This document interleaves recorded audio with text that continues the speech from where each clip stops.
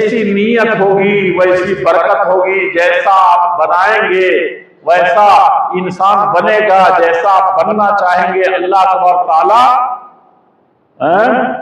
वैसे ही बना देंगे। कुल्लुन मुयस्सरुन लिमा खुलिक़ लहू, कहा कि जैसा आपको बनना है अल्लाह ताला वैसे ही आपके लिए रास्ता आसान कर देंगे। जिस तरीके से आप चलना चाहेंगे अल्लाह ताला कहे चलो इधर ही चलना चाहते हो तो इधर चलो, मेरी तरफ से तो बिल्कुल दरवाजा खुला हुआ है। इम्मा शाकिरन व इम्मा कफूरा, या तो तुम अल्लाह वाला रास्ता या देख करके सच्चाई का रास्ता अपना करके अच्छों का तरीका जान करके उस पर चल पड़ो, या ये के व इम्मा कफूरा, या कहो कि मुझे भी तो आंख दी अल्लाह ताला ने तो हम भी कोई रास्ता देख सकते हैं कि नहीं, बना सकते हैं कि नहीं, मैं जो सोच रहा हूं गलत कैसे हो जाएगा। तो इम्मा कफूरा, अल्लाह की इन नेमतों का इनकार करके अल्लाह की बताई हुई राह को छोड़ करके वो अपनी एक राह अपना ले, तो अल्लाह ताला कहते हैं रास्ते तो सब हैं। व अन्ना हाज़ा सिराती मुस्तक़ीमन फत्तबिऊहु व ला तत्तबिउस सुबुल फतफर्रक़ बिकुम अन सबीली ज़ालिकुम वस्साकुम बिही।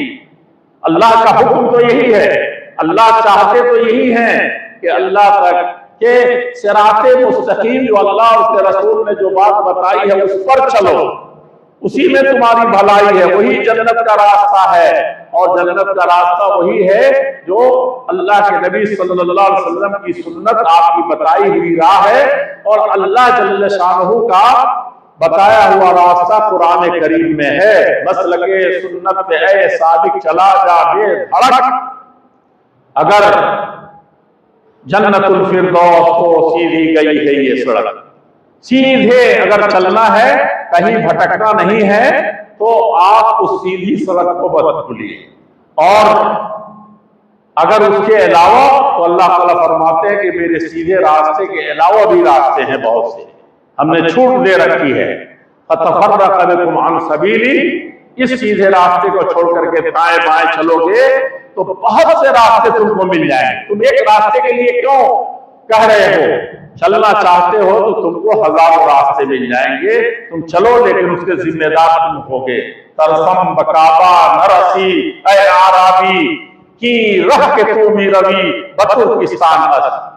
आके एक आदमी सादी अलैहिर्रहमा, एक बहुत बड़े बुजुर्ग गुजरे हैं, पहले उन्हीं की किताब पढ़ाई जाती थी बच्चों को, अखलाक़े मुहसिनी, और उसके बाद अखलाक से के आला दर्जे की किताब क्या था, गुलिस्ता और बोस्ता, फारसी की बड़ी जबरदस्त किताबें थी।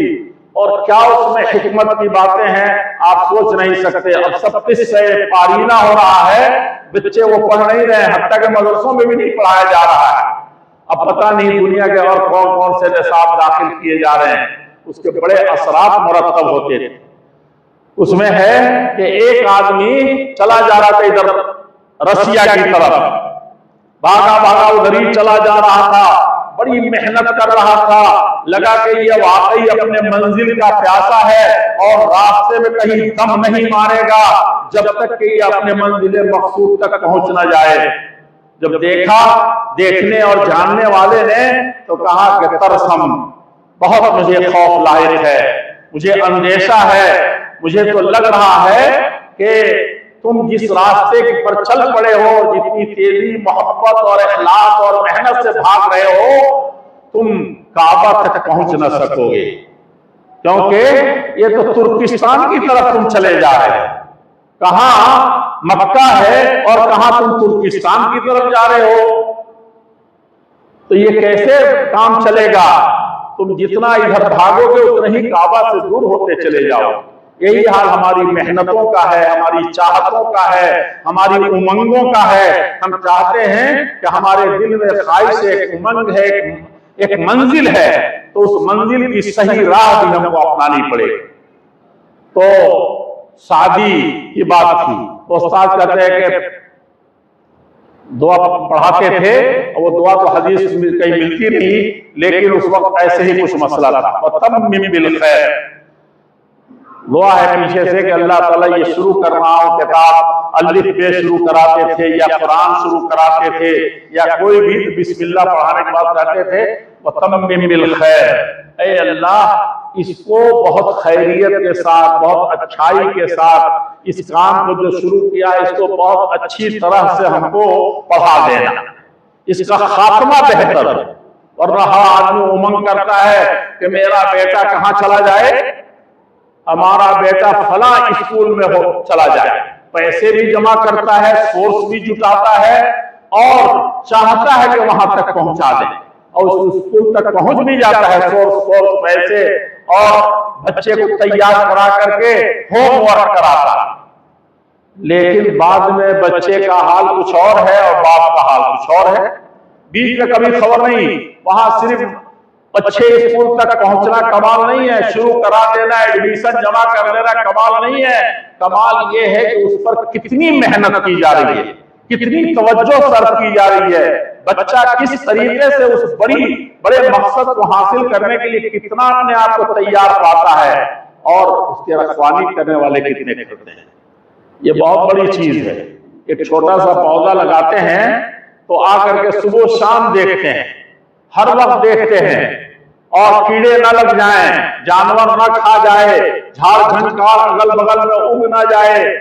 बड़ी मुश्किल से छोटा सा पौधा, एक मिर्ची की छोटा सा पौधा और एक छोटा सा दरख्त, कितने जतन के बाद एक धान का चंद दाने उगाने के लिए इंसान कितनी देख रेख करता है, उससे पहले कितनी मेहनत करता है।